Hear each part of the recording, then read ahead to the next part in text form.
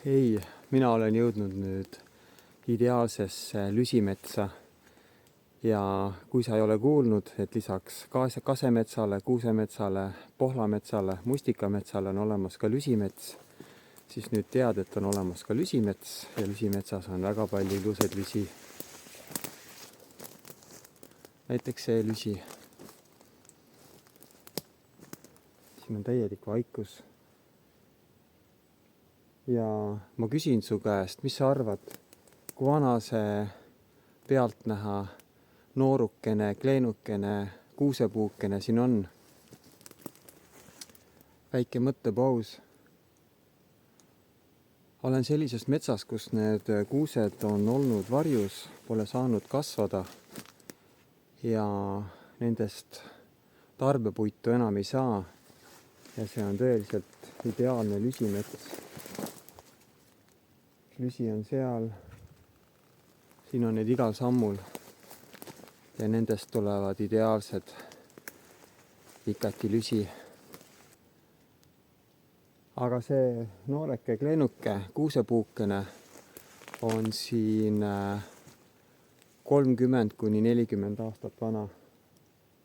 Et kui ta oleks kasvanud rohke valguse käes, oleks ta olnud sükene korralik juba enam-vähem palgipuu. Hakkab saama palgipuuks, aga siin on tal läbimõõt vaevalt 5 sentimeetrit. Ja ideaalne lüsiks.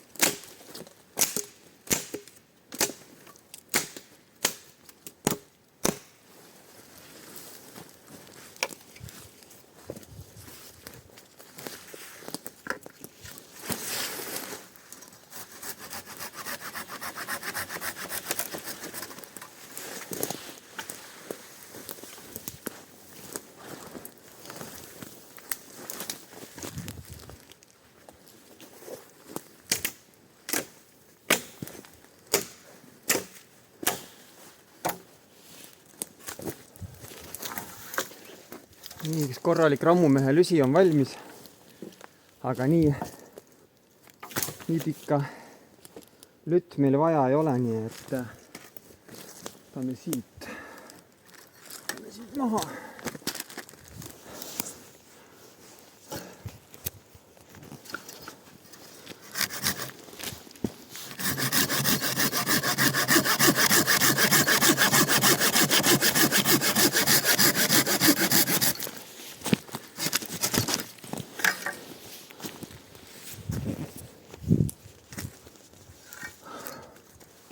Nii, 2:30, minule piisab 2-meetrisest. Siit võib ka otsast väike kadu olla. Super, super. Ega siin muud ei olegi kui virna ja järgmise järgi, et saaks tulla üks vinge niidusuvi.